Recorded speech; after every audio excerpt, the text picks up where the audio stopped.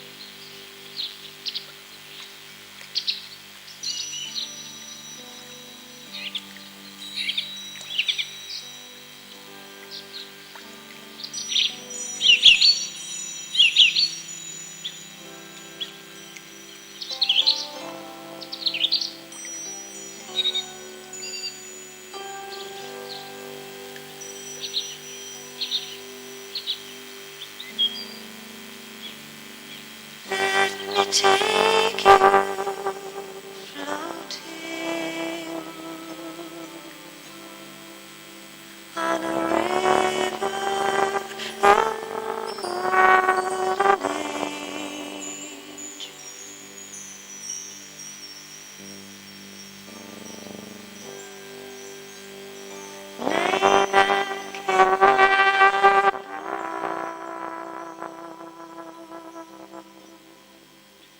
on a river of golden age.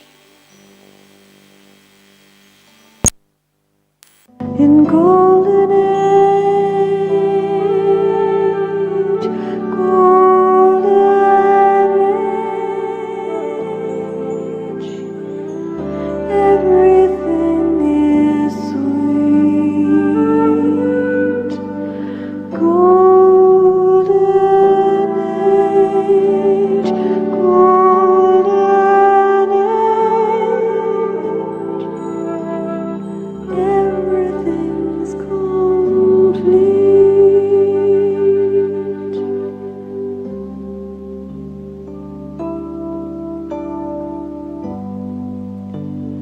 Let me take you flying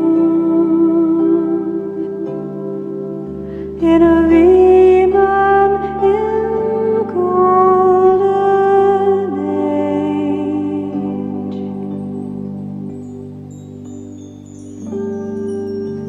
Soar across the sky,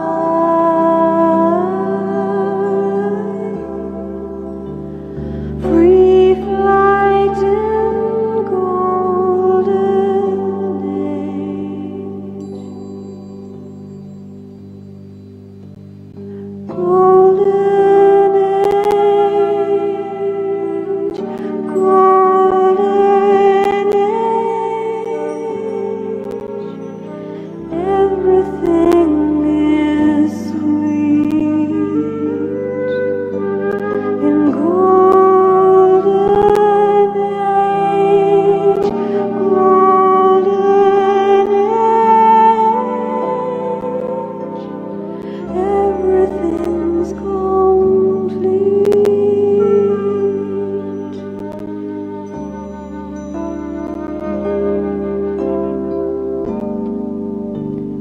Right from the start,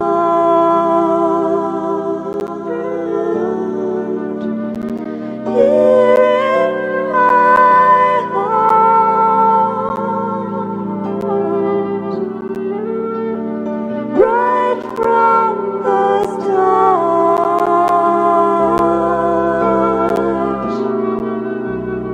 I'm here with you.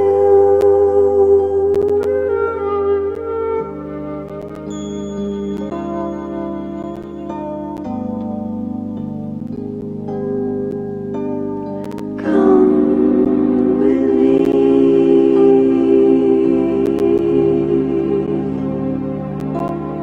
Come with me.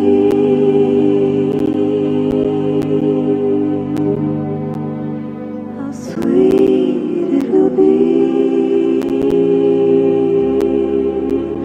I know you will come with me.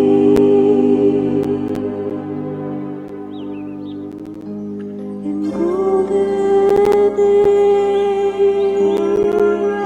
golden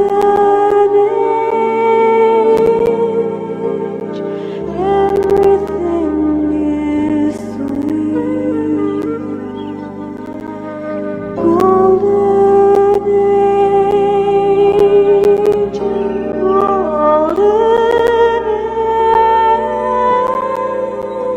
age, everything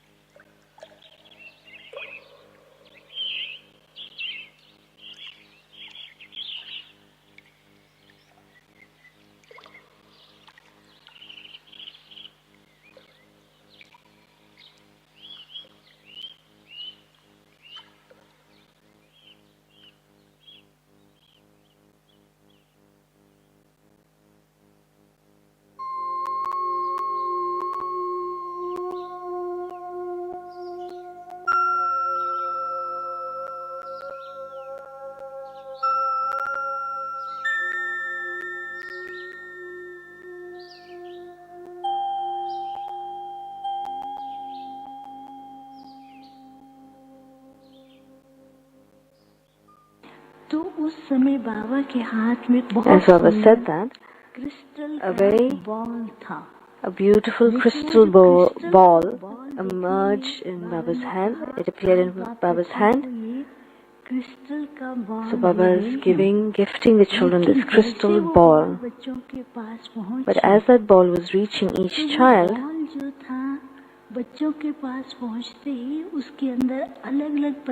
as it reached the child, the light within that was changing, sometimes dark, sometimes light colors. So that form was changing. So Baba explained,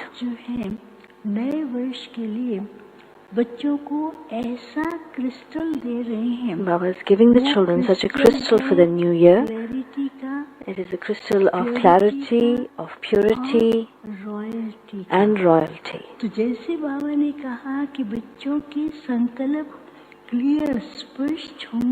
Let your thoughts be clear, then automatically purity within the soul will emerge, and along with that purity, you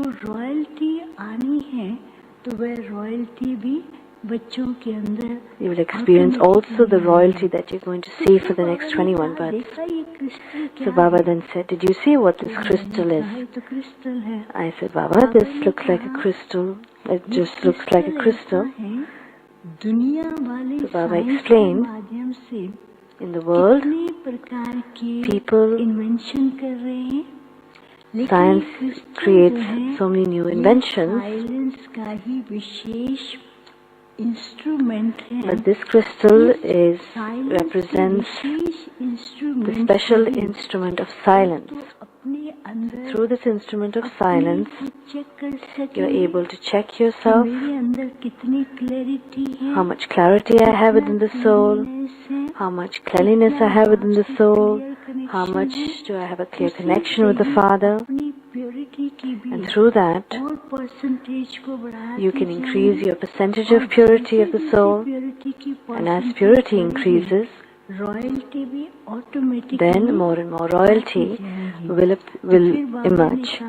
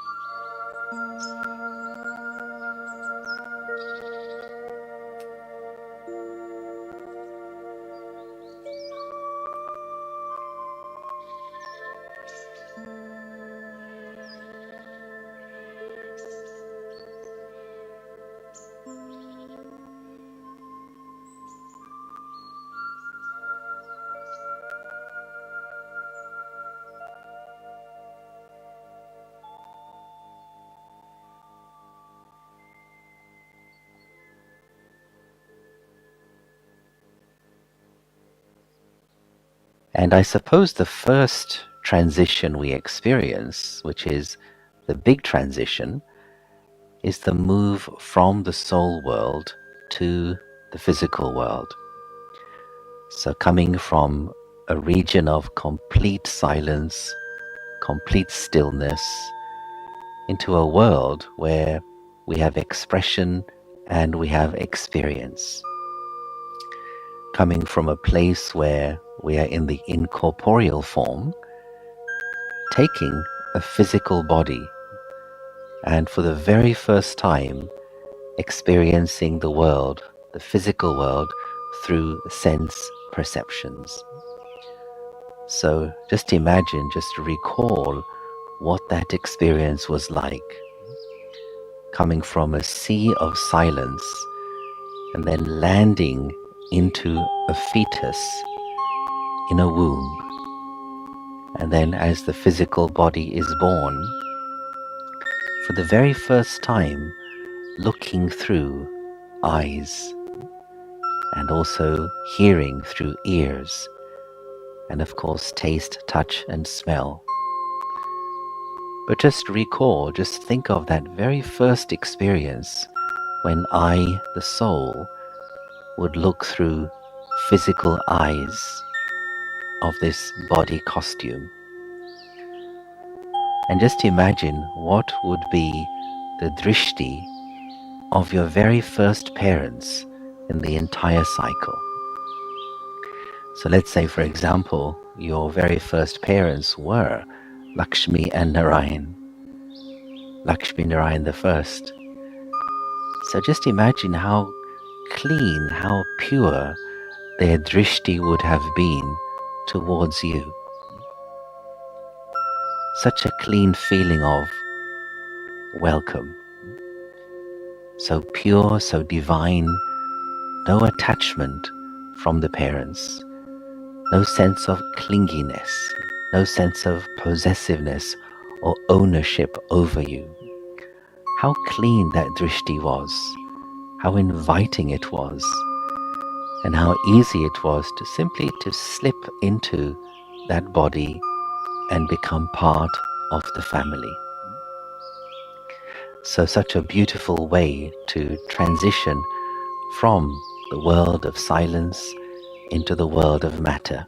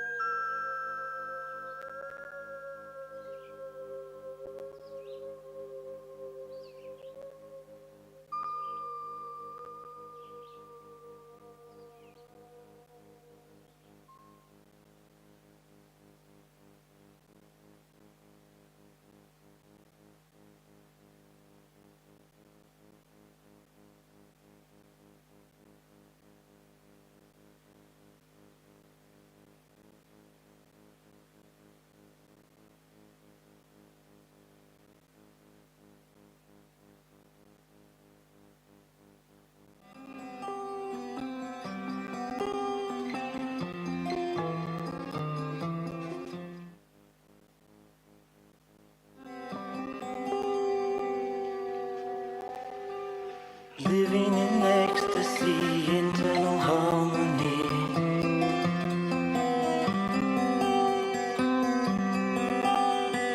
Love of your world is mine, freedom for all of time.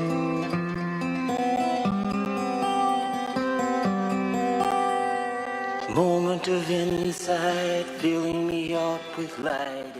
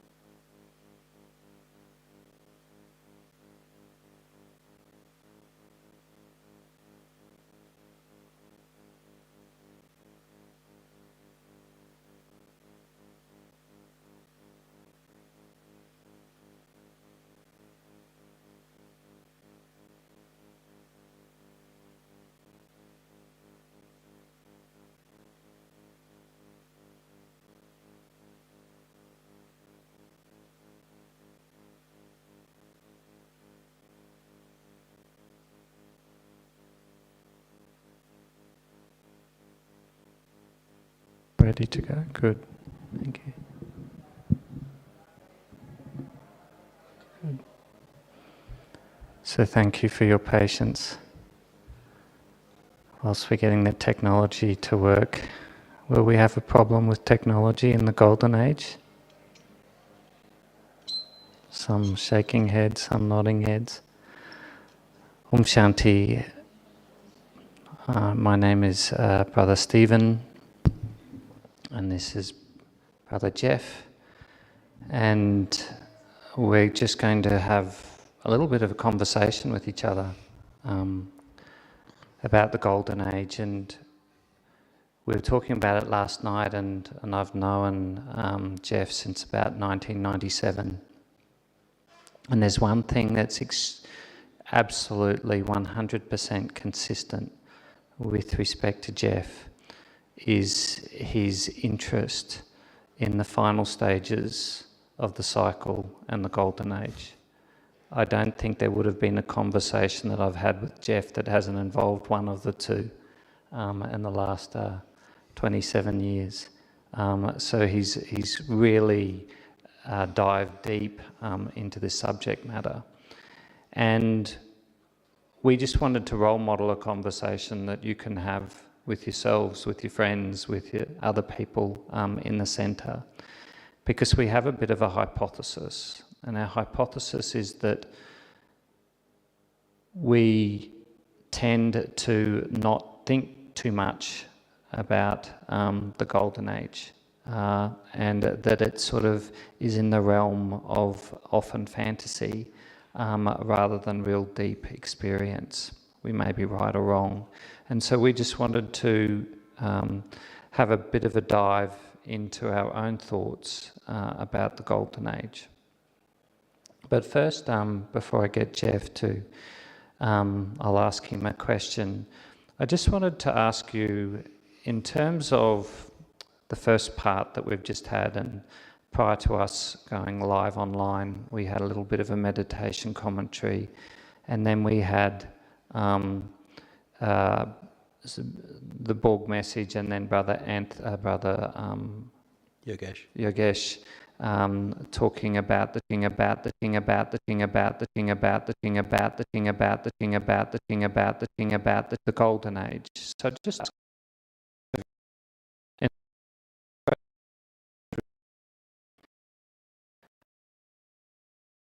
experiencing what he was saying in terms of having that drishti of your first parent looking into your eyes. 0% means you had no experience and it was just words. 100% it was absolute real. 50% something. So I just want you to think of a number between 0 and 100%. Just waiting for translation to catch up. So everybody's got a number? Everybody has a number? Okay. So of those of you who are between 100 and 50%, please raise your hand. Okay. And for those of you who are between 50 and 0%, please raise your hand. Okay. About half and a half. That's something for us to play with, Jeff. Yeah, so about half and half. So that's the reason why we wanted to have this conversation, so that we could make that a little bit more above the 50% and a little bit more real, and a real emerging your sanskars around that. So my first question for you, Jeff, as I said, you've been passionate about this. What's been your reason? What has been your drive behind really wanting to know more about the Golden Age? What's kept you really interested in this subject matter? I guess for me, I mean, as a kid, this is my personal experience. As a kid, I dived heavily into science fiction and fantasy stories, So as a kid, you read a lot. Well, I did anyway. So I carried that over when I came into Gyan, but it was more of a technical side, and I wanted to know, because I always felt I had this memory of a world, which is why I read science fiction and fantasy, because the Golden Age is like a combination of both. There's science there, we have flying machines, we get around plus we have these huge buildings, palaces, beautiful nature, like we're friends with the animals. We're, you know, it's a paradise. So it's like this combination between a fantasy and science fiction sort of utopia, you know, as they say. So I read stories before Gyan, especially as a kid, and before Gyan, and even sometimes in Gyan, about, you know, this merging of these two worlds, this paradise plus the science side of it, you know. So I was in the military, so I did electronics, so I did the science and the technical side of sort of like living. And as a kid, I did the art side. So when I was growing up, I was into drawing and art. So for me, merging the two, when I came into Gyan, I always wondered, I mean, for me, why I came into Gyan is I had this question about the world, where the world was going. You know, science was there, you know, but the relationships in the world and the world itself was quite a difficult place to live. Anyway, I was quite young. So I got introduced to Baba, and then, of course, I mean, this doesn't happen for everyone, but for me, a lot of memories came back because I was thinking about, obviously, a pure world before Gyan. Otherwise, I wouldn't be reading these books, trying to find this environment, this world that I could relate to, you know, especially as a kid. And then coming into Gyan, you're told that, well, the world used to be like that, you know. It wasn't exactly like the stories I read. But I mean, so I often wondered about, you know, after that, about the everyday life in the Golden Age, you know, because we see some of the pictures, I mean, they're all of palaces, like big palaces, and the princes and princesses and things like that. And there's not a lot of pictures around of sort of like everyday things in the Golden Age, you know. There's no paintings or pictures of markets, you know, or because we have a city there. I mean, we have palaces, but there's also a city. Baba says, you know, the city of angels besides the river, you know, the banks of the Jamuna. So there's a city there, so there must be boulevards and there must be other things. And Dadi Gulzar, in her, one class, when she had a vision of the Golden Age, she saw public vemans, you know, so there are vemans to take the public around, you know, so not everyone owns a veman in the Golden Age, which is probably a relief, I don't know, considering some of the drivers here in this world. But anyway, so there's this aspect of the Golden Age I was always interested in, about the operation of the Golden Age and the day-to-day living, you know, what it's like in the city, what it's like day-to-day. Because, I mean, for me, I mean, I would think about, I mean, just mundane things. Okay, you've got furniture makers, you've got builders, because you have to build palaces. You've got miners, because the gold has to be mined. You know, you've got tailors, because you've got to make all the clothes, you know, things like that. So, I mean, there's all this day-to-day things. And, I mean, even when I was in the retreat centre in Australia, because when I'm not here and I'm in Australia, I live in Baba's retreat centre. So I'd cook once a week, and sort of like, if you have spare time, I'd just think about, you know, I wonder what the kitchen in the Golden Age is like. I mean, Narayan's palace must have quite a few thousand sort of souls living there. So that's quite a big kitchen he must have, like in the palace, you know. Because Baba said, you know, that we cook via solar, I think.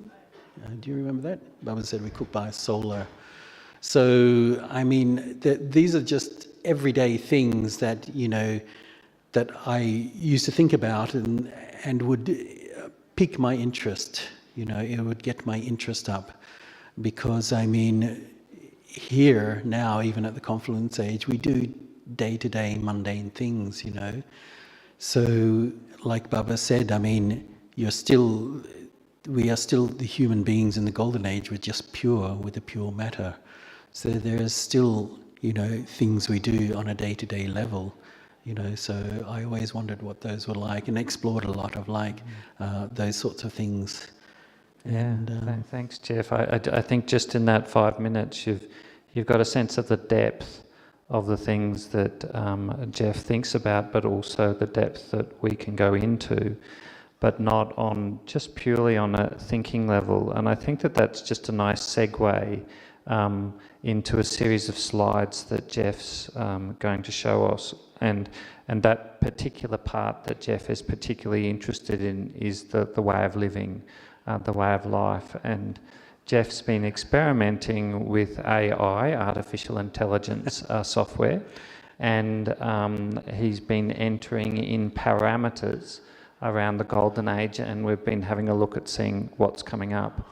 And it sort of is a little bit different than what we've been seeing in the painted drawings that we have within the yajna. So we just thought it'd be neat just to go into that a little bit. So Jeff, why don't you take us through a few pics that you've been generating through artificial intelligence? Okay, so I spent a couple of weeks in Mumbai, and before that I was reading about, how art is generated by artificial intelligence, that they have these massive machine learning algorithms that have scoured the internet for images and references about different things, So you type in a command and it will generate an image for you based on your command. And you can use another image as a reference also, which I've just discovered how to do in the last week. So while I was a couple of weeks in Mumbai, we were there at an animation studio doing service. In the spare time, I opened up an account for this AI and started generating images. I was just experimenting, and it was actually, I must admit, it was good fun to experiment, because Baba says to experiment in yoga, experiment for new types of service, experiment this, because it keeps your interest up, read different things. So I started generating a lot of images. So these are just a bare few, and it's just a bit of fun. Don't take them literally. It's not how it looks in the Golden Age. In fact, we don't know how the Golden Age looks. I mean, early on, when I came to Baba in my first 2 years, I had many visions. So I had 3 visions of the Golden Age. And if you were to ask me, but my first vision, say, for example, I was in a palace, I was looking at the columns and the arches, then I saw a girl putting a tray of flowers on the table. So this was the vision. If you were to ask me, what was the design of the table, or what was the design of the column, I couldn't tell you.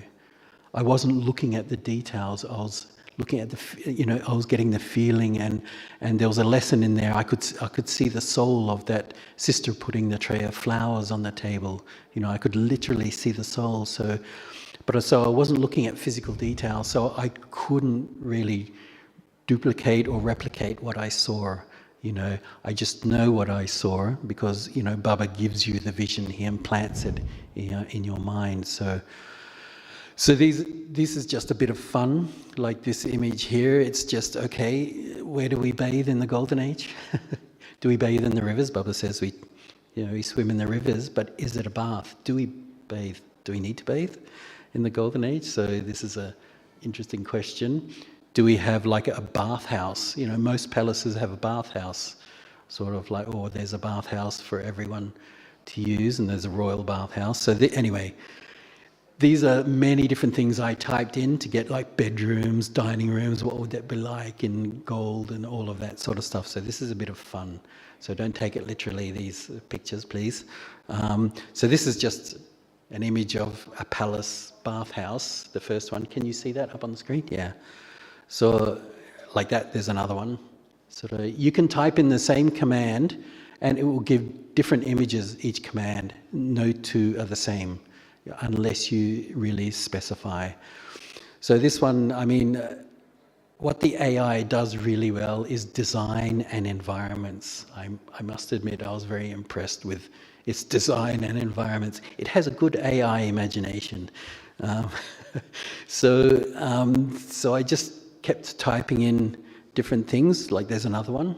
This is the same command, typed in, so it gave me different things. There's slight changes in words: golden palace, golden columns, fine detail, things like that. You would type in, so you'd get these, morning sun would get a different picture, things like that. So these are some of the environments that would, to get your imagination going really about what the golden age is like and some of the environments. So this is like another, maybe a swimming pool or a bathhouse in your palace or your home. Baba says even the lowest subject in the golden age has land the size of Mount Abu. So Mount Abu is like, 40 kilometers long, I think, or 20 kilometers, 25, 30 kilometers long. So that's a lot of land and a very big house. So there's another thing. Some of the designs are quite interesting. I mean, please don't take it again literally. They're just interesting, I think. So again, you type in gold buildings with fantastic designs, or things like that. So with lotus flowers and these designs that come up are quite interesting. So all the fine detail. So there'll be a lot of fine detail, I think, in the golden age personally, because when you do research on gold, gold is very, very malleable. You can crush gold and fold it and crush it and fold it and crush it and fold it unlimited times. It will never break or split. The molecular structure of gold is such, which is one of the reasons why it's highly prized, is because you can squish it, fold it, squish it, and it keeps its integrity. Its molecular integrity. So it's a fantastic sort of like metal. So there's a bedroom. Someone asked me, about a bedroom. So I thought, oh, well, why not? What do bedrooms look like? We don't know, actually. But I've always wondered what a bedroom in the golden age would look like. We have to sleep, at some time, even if it's just for a few hours. So what do our bedrooms sort of look like? This is a bit of a cross between, I'm not sure.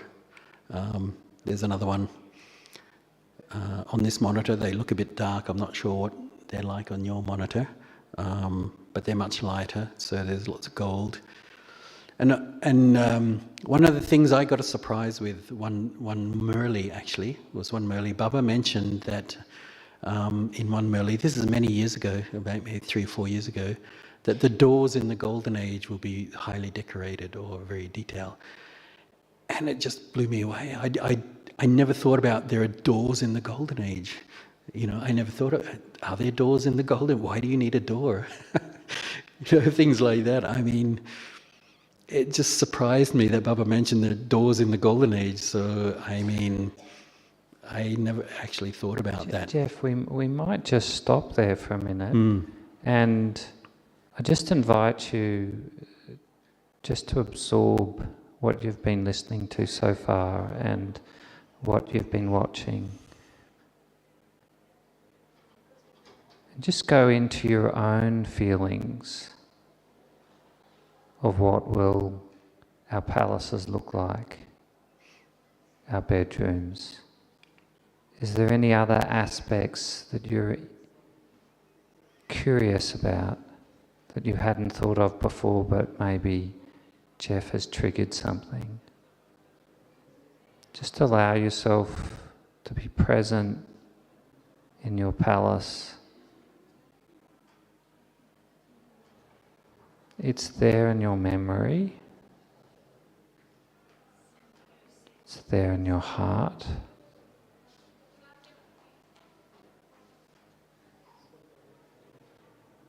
Just allow these images to stir your feelings, to stir your memories.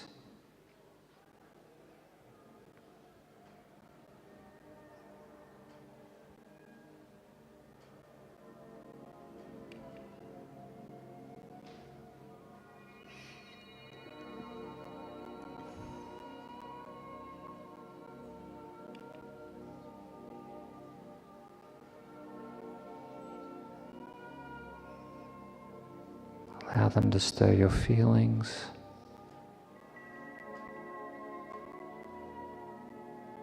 Krishna's flute.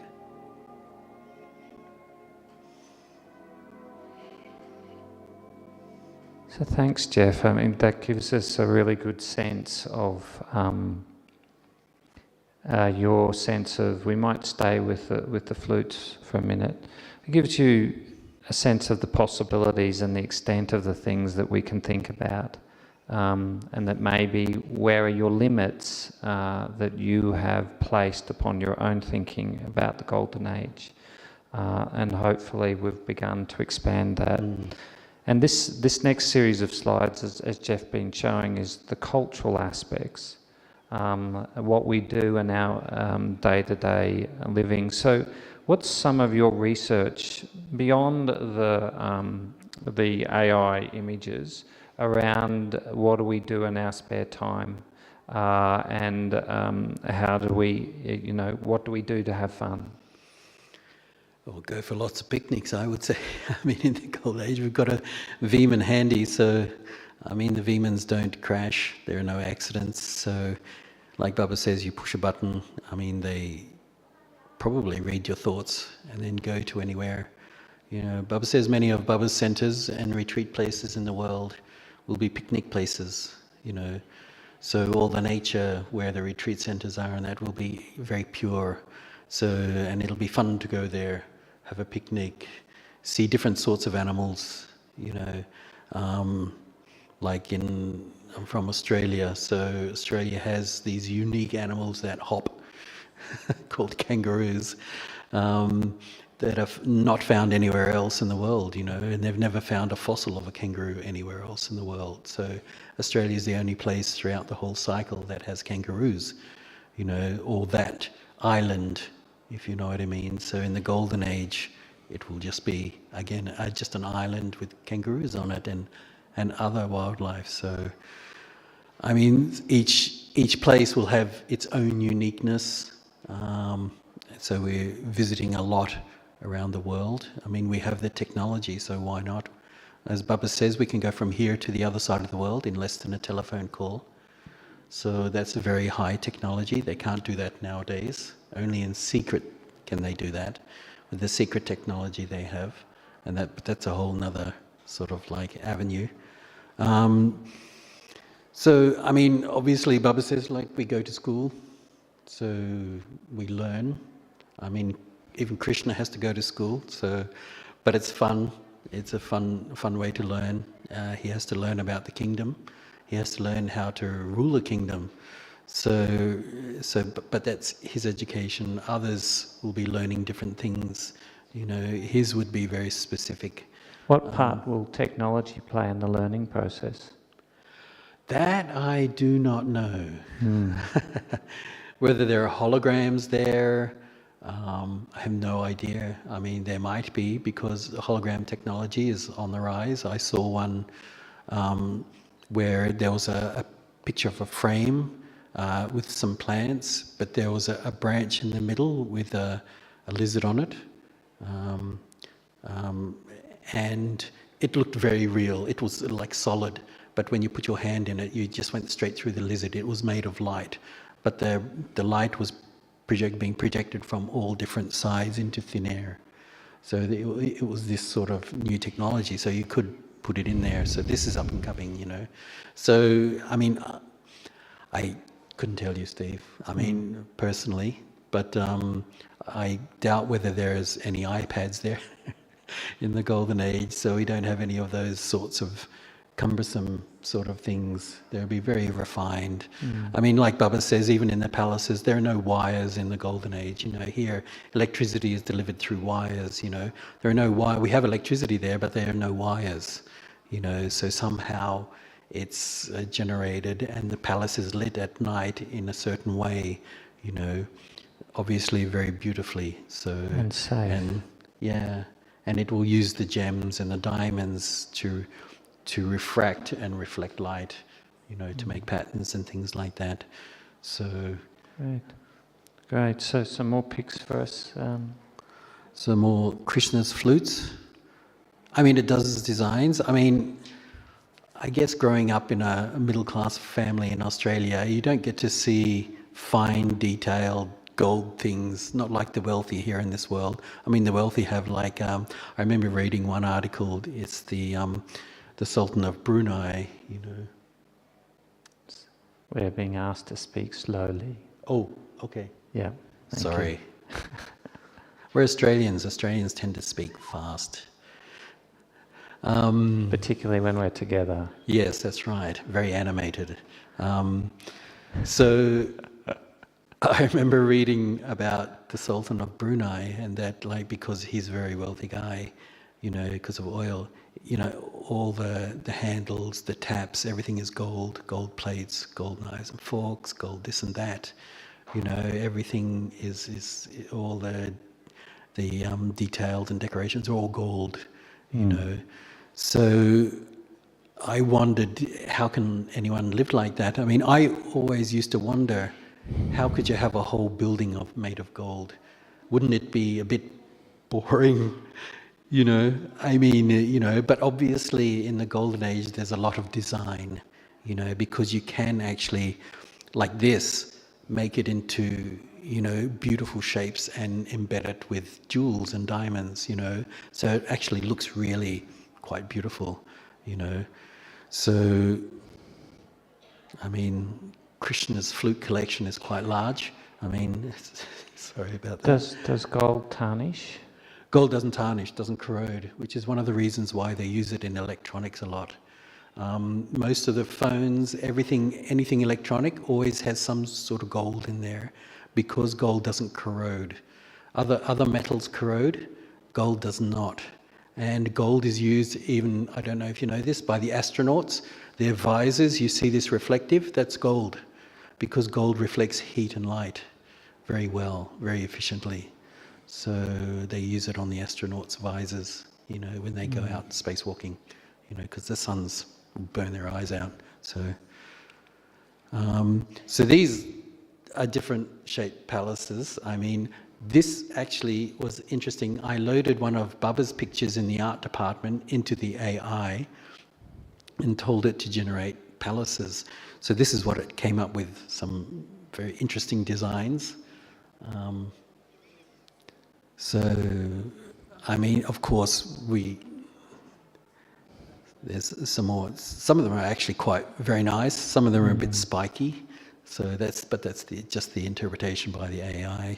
So, but very nice environments. Of course, in the golden age, nature is very pure, and the animals are very friendly. One of the visions I had in the golden age, the second vision I had, was of a princess. She was leaning down, and all these little animals were coming to her. You know, she was either, I'm not sure if I can't remember if she was feeding them or just playing with them. So these are like squirrels and birds. And so it was something like out of a Disney movie. You know, you see some of the animated Disney movies about the princesses in the forest, all the animals are her friends, you know, and she plays with it. So it's very much like that, but in the real world. I can just see our translators. Sorry. Yes. Just speeding up their talk, translating your I'll last. put long gaps between. Yeah. So any other specifics with respect to the AIs that are really interesting? So you've got buildings, you've got bedrooms, you've got bathhouses, you've got jewelry. Any other sort of? You can try, and I tried to generate a Radha and Krishna. So generating humans is quite interesting. It cannot do hands very well.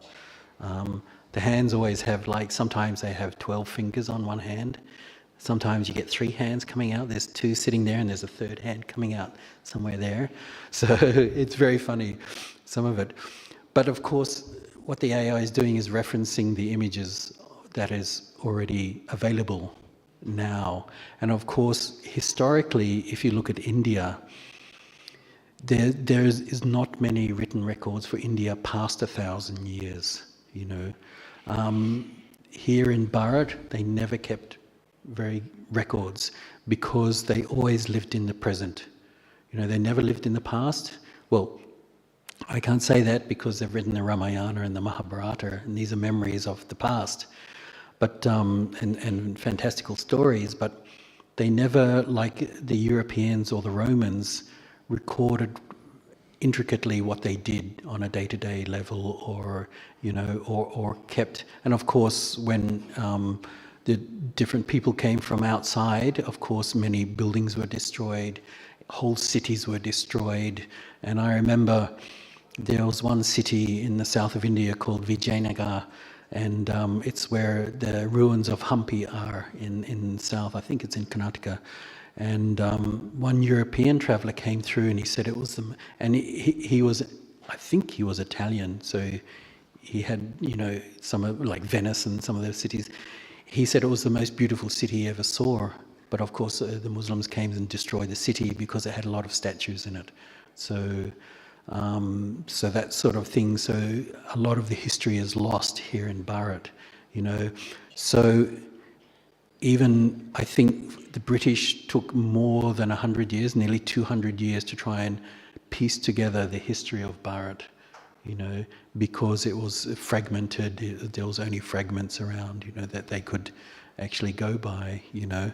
And we know that it's not accurate anyway, this world's interpretation of history. Yes, of course we know, because the cycle's only 5,000 years. So, but anyway, here we are, some more sort of architecture, sitting rooms. Someone asked what a sitting, we have a sitting rooms, we would sit and chat. But I mean, these are some of the palaces. I tried to get big palaces because one of the vision, the third golden age vision I had, I was standing on a hill looking over a palace. And what really, not shocked, but surprised me was how big it was. I mean, it was sprawling. There's this word in English called sprawling, which means it just goes on, you know. So when I was standing on this hill looking at this palace was huge. It went on for ages, but it wasn't just one building. There were courtyards and gardens and, you know, gazebos and, you know, things like that all in, but it was a massive palace. And very early on in the 80s, we had a class by a daddy called Devi Daddy. I think it was Devda Daddy or Devi Daddy. And she gave a class on the coronation of Lakshmi and Narayan. She had seen in trance from the very start to the very end of the coronation of Lakshmi and Narayan. So it was really, really interesting sort of class. I often wondered if they've got a digital copy of it or if it's recorded anywhere. But at the end of that class, she said that Narayan's palace was 300 kilometers long. And I was like, what? You know, how is it possible, you know? So I went and asked Shiluben, and she said that's his personal estate. It's not just the building, you know. So his building would be not that big. So anyway, because it would be, I don't know, what would you fill the space with, you know?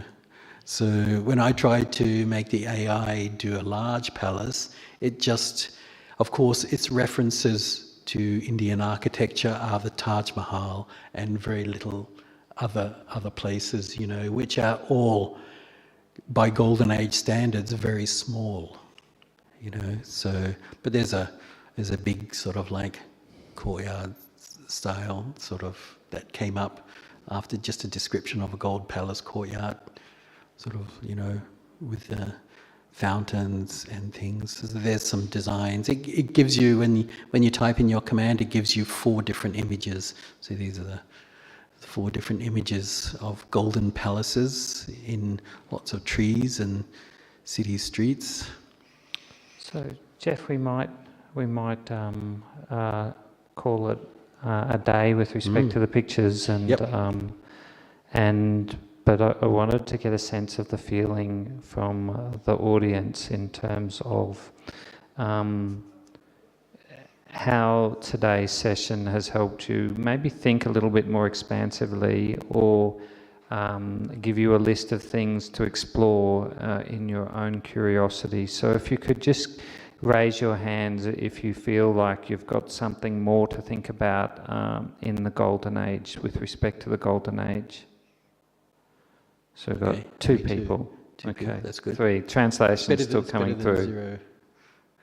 Okay, great. So we're going There's to... Krishna. Oh, Yep. yeah, these aren't.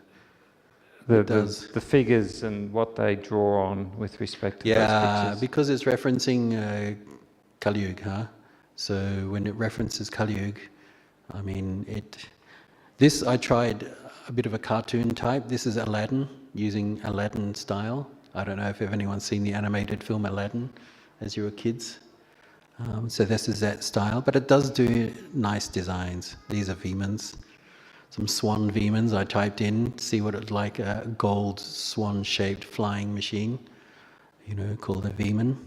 So some of the designs are quite fantastical. Some look like dragons. Some do look like a little bit of sort of like stylized swans. But they're all quite fantastical, sort of like, Great. yeah. So. All right, thanks. Thanks, Jeff. We hope that we've given you something to explore with your own thinking and your own meditation, and to emerge your own experience of the Golden Age and let the magic happen. So we're now going to finish with a video with some words from, I think it's Charlie and Ken.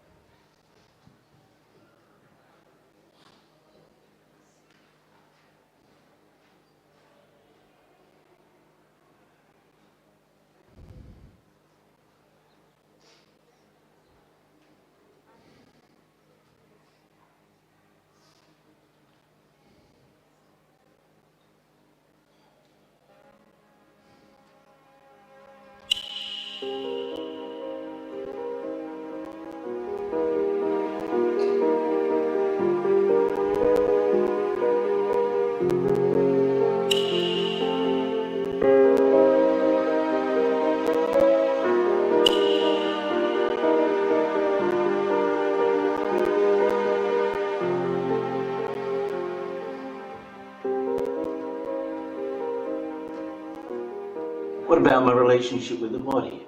I'm naturally soul conscious without even knowing what the soul is. I look through the windows of the eyes, I listen through the windows of the ears, an innocent visitor to a house which is not me. My hands and my feet are just physical extensions of my being. No action is wasted. So all of the organs are working perfectly together. There's no pain, no discomfort. The body itself is extremely light, almost translucent.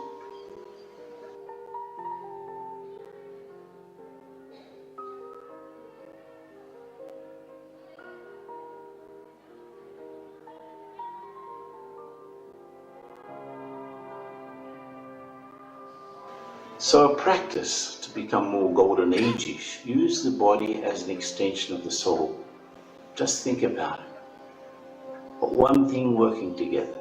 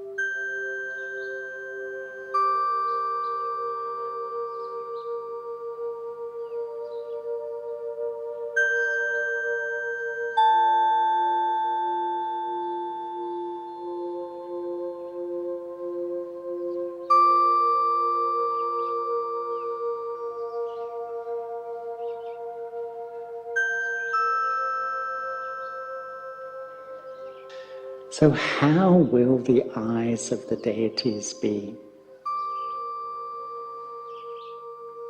My feeling is that they'll be like little light bulbs,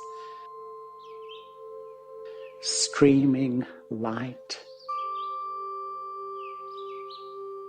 purity, and joy into the atmosphere and into the environment.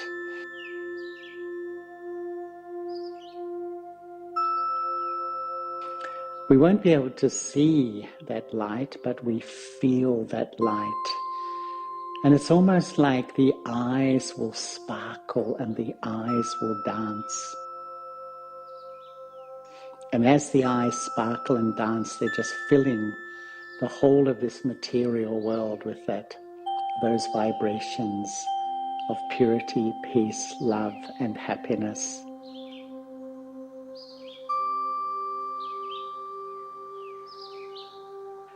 And one of the things which I really love about the eyes of the deities is that they are completely innocent.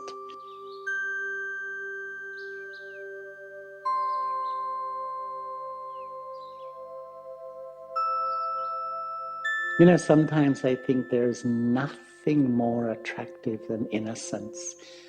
But the deity eyes, as much as they're streaming light, are so deep. You can look into those eyes and just go so deep, deep, deep. Because they connect directly with the soul. There's no barrier in between, there's nothing held back. The eyes of the deities are absolutely transparent. They really are the windows of the soul. And so that innocence is that you can look so deep into the eyes of the deity and feel welcomed, that you are welcomed right into their inner being in such a sweet and natural way.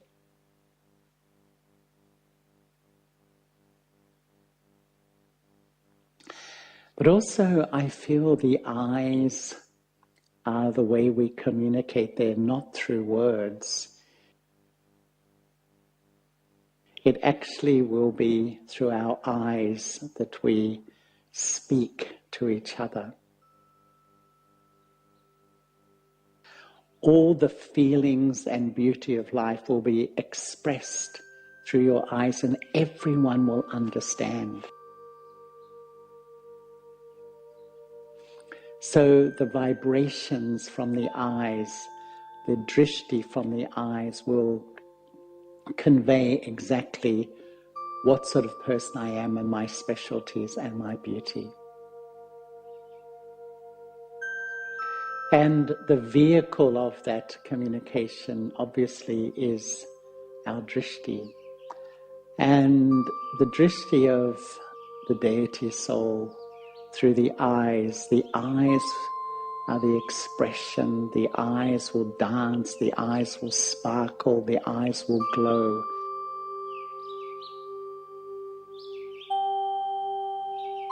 And this is the language of the deities. Actually, the deities speak through their eyes. All the subtle communication radiates here and is felt and understood so well.